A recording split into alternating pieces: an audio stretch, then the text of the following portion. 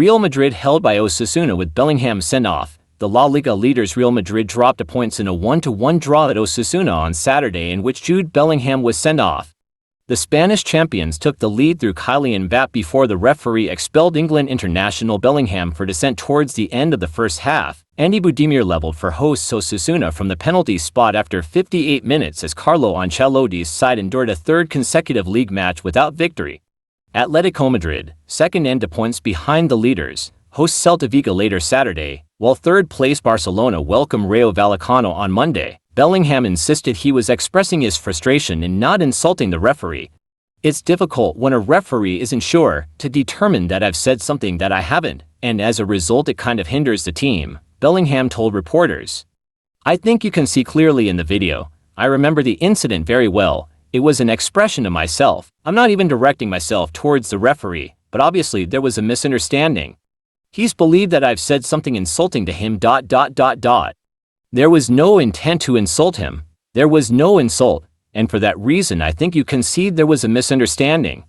Real Madrid coach Carlo Ancelotti said he was happy with how Madrid played despite dropping points. "In a footballing sense we started very well, and we finished well despite having one less player," said Ancelotti. The Italian made a few rotations with the midweek Champions League playoff second leg clash against Manchester City in mind, with Rodrigo resting and Brahim Diaz given a rare start. Los Blancos controlled the game from the off, moving the ball around too quickly for Osasuna to get a foothold. Vinicius appealed for an early penalty when Alejandro Catina slid in to dispossess him and the ball struck the defender's arm. The Brazilian winger should have put the champions ahead when Mbappé crossed for him, but misjudged the flight of the ball and headed wide from close range. Madrid did not have to wait long for their opener, and Fede Valverde created it with a low cross from Mbappé, who produced a clinical finish. It was the in-form French forward's 7th goal in his last 5 La Liga matches. Osasuna threatened just once in the first half, with a low drive from Aimar Ores, which Thibaut Courtois superbly pushed to safety.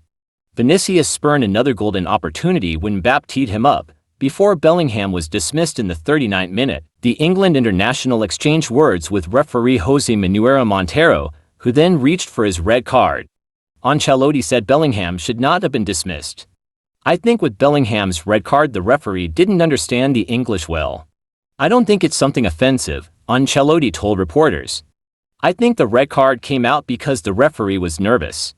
Bellingham did nothing today to have been sent off, absolutely nothing." Madrid have complained heavily about Spanish refereeing in recent weeks, labeling it rigged, and they grew further frustrated with Manuel Montero in the second half.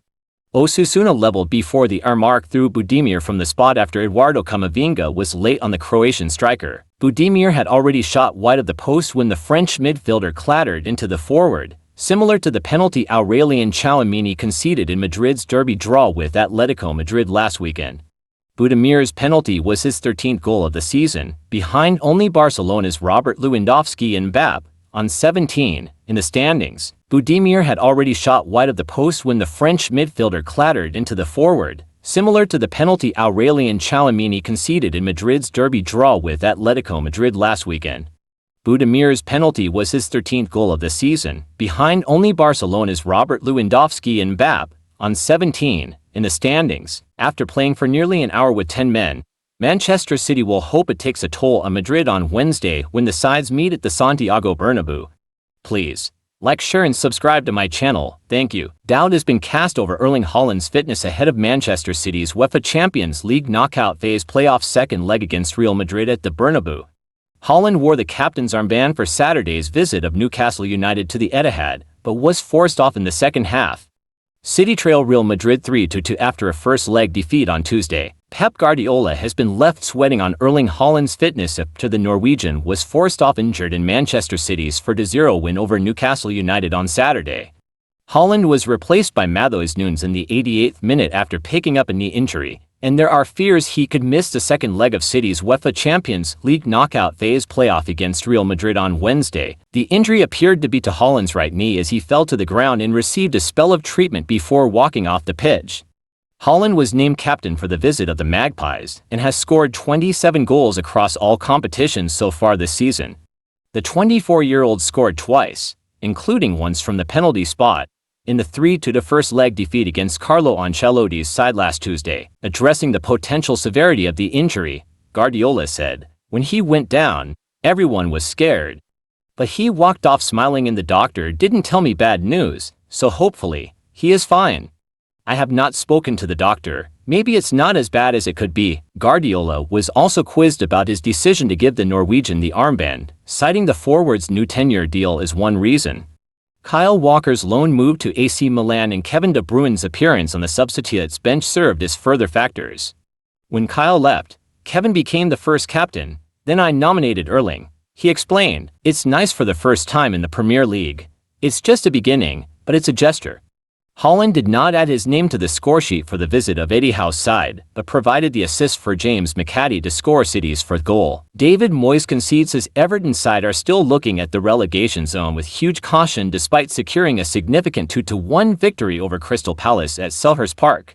New signing Charlie Alcaraz snatched an 80th-minute winner on his first Toffees start after Jean-Philippe Mateta cancelled out Beto's late first-half opener 2 minutes after the restart. The result drew Moyes' 13th-place visitors level on 30 points with their opponents and 13 points clear of Ipswich in 18th. "Of course there is still huge caution," said Moyes, "but I want to start believing that we can be better now. I want more improvement. I want to see more improvement from the players as well. I want us to play better when we can, but I don't want them to lose the good habits that they've got. They've been tough, resilient, committed to all the things which are, when you're not quite so good, you've got to make sure you do those bits well." Palace came close to an opener twice, first by Jefferson Lerma, who had the ball in the back of the net with a header. It was chalked off after a VAR check could not conclusively find proof to reverse the on-field call that Justin Devaney's corner had drifted out of play before the Colombian nodded it in. Ismail Assar then hammered an effort off the underside of the crossbar, but it was Beto who broke the deadlock in the 42nd minute. Palace were made to pay for a big mistake when poor communication resulted in Tyrick Mitchell's throw-in escaping Lerma's awareness, allowing Alcaraz to swoop in and set up his teammate for the opener. Mateta drew the sides level, his goal standing after a lengthy VAR check, but Palace failed to clear a cross late on and Alcaraz ultimately took advantage. Moyes, who admitted he was annoyed by Everton's first half effort, added, "I didn't think the performance was great, but it was great to see an improving team get another win because it's really important for us." Palace have been plagued by poor home form and remain in search of a third Premier League victory at Selhurst Park. Boss Oliver Glasner said, "It was a good reaction after halftime and we had the momentum, but we couldn't take it again. We played a similar game against Brentford where we made the first mistake that led to a penalty. Today we made the first big mistake that led to 1-0, and now it's important for us to learn from these kinds of games. It's my job with my staff to give the players better solutions in games like today because I think it is a game we should not lose. But we lost a second time, so that makes it even more frustrating, and now it's again up to us to learn from it and improve their performance." Bayer Leverkusen coach Xabi Alonso was not willing to concede the title despite Saturday's 0-0 home draw with Bayern Munich, which leaves them 8 points behind the league leaders. Defending champions Leverkusen were dominant but could not break through a Bayern side who sat back, safe in the knowledge a draw would maintain their lead with 12 games left in the season. It was just the second time since 1992 that Bayern failed to register a shot on goal in a league game. "We played very well, we did everything we could do to win, other than score a goal," Alonso told reporters. The coach said he was surprised with his side's dominance against the league leaders. "To be honest, and I've seen many Bayern games this season and they're very dominant, we were dominant. You can see from the stats today how dominant we were, we just missed some precision." Alonso said his side could still make up the gap on the league leaders. For the table it wasn't enough to make a difference, but the season is not over yet. "As I said last year, with Leverkusen on the way to the title, we can speak in April. There's still many points to play for," the Spaniard said. "Without a doubt we'll keep fighting in each competition and we want to keep winning." Despite the disappointment, Alonso said the performance showed we can match it with anyone. "It's something we can build on in the league, but especially in the Champions League." In the Champions League, Leverkusen were the only German side to finish in the top 8. Bayern coach Vincent Kompany hit back at suggestions his team did not deserve the draw. "Leverkusen earned the right to put us under pressure, but we showed the mentality to block shots. Guys like Harry Kane and Jamal Musiala who are normally scoring goals for us." A Liam Delap goal helped Ipswich Town overcome a red card for Axel Tuanzebe as they grabbed a 1-1 Premier League draw away to Aston Villa on Saturday, with Ollie Watkins netting a 69th-minute equaliser for the home side. With keeper Alex Palmer putting in a brilliant performance between the posts, the point leaves Ipswich still in the relegation zone in 18th place on 17 points, to behind Wolverhampton Wanderers, while Villa slipped to 9th on 38 points. Both sides were forced into early changes as Aston Villa defender Boubacar Kamara was replaced by Tyrone Mings, and Ipswich lost winger Julio Enciso, with Jack Clark coming on to take his place. It took until the 25th minute before Ipswich's Calvin Phillips registered the game's first shot in target. Villa looked the more dangerous of the two sides, and they should have gone ahead when Ollie Watkins got in behind the defense in the 34th minute, but under pressure from Dara O'Shea he dragged his left foot shot wide of the far post. Ipswich defender Tuanzebe saw red 6 minutes later when he picked up his second yellow card for dragging down Yuri Tielemans just outside the box, seemingly leaving his teammates with a mountain to climb. However, the muscular Delap tore up that script and scored with a deft first-time finish from Omari Hutchinson's cross 11 minutes into the second half to give the Tractor Boys a shock lead. Marcus Rashford, who came off the bench at halftime, smacked a powerful free kick off the crossbar, and Watkins did superbly to react quickest and steer the ball into the net. That was the only blemish on the performance of Palmer in the Ipswich goal, and he proceeded to pull off a string of brilliant saves to ensure that his side left Villa Park with a point. To go down to 10 men and perform how we did, we would have loved to win, but it took an incredible free kick and the ball to ricochet right to their player to hold us to a draw. A great squad effort, Ipswich boss Kieran McKenna said. Villa manager Unai Emery was disappointed that his side did not get the win, especially after the visitors were down to 10 men. In 90 minutes we were being positive, and when they had the sending off, we really were dominating. We conceded one easy goal, and to come back with the result, it was difficult, but we had the chances to do it. Arsenal have been told they need to win things, with manager Mikel Arteta now in his 6th season in charge of the club. Arteta has transformed Arsenal into genuine Premier League title contenders, but they have finished second behind Manchester City for the past 2 seasons, and the only major trophy they have won under the Spaniard was the 2020 FA Cup after he replaced Unai Emery during the campaign. Arsenal currently sit second in the league again this season, for points behind Liverpool, who do have a game in hand. However, their title challenge has been severely hampered by serious injuries to Kai Havertz and Gabriel Jesus, which have left them without a front-line striker. Arsenal were able to pick up a 2-0 win over Leicester thanks to a late brace from midfielder Mikel Merino, who was used as a makeshift striker by Arteta, and former Chelsea star Joe Cole believes they must now start winning silverware. The disappointing thing is they thought they had put themselves in a position where if Man City were to come off the gas, which they have, they would be the ones to capitalize, Cole said on TNT Sports.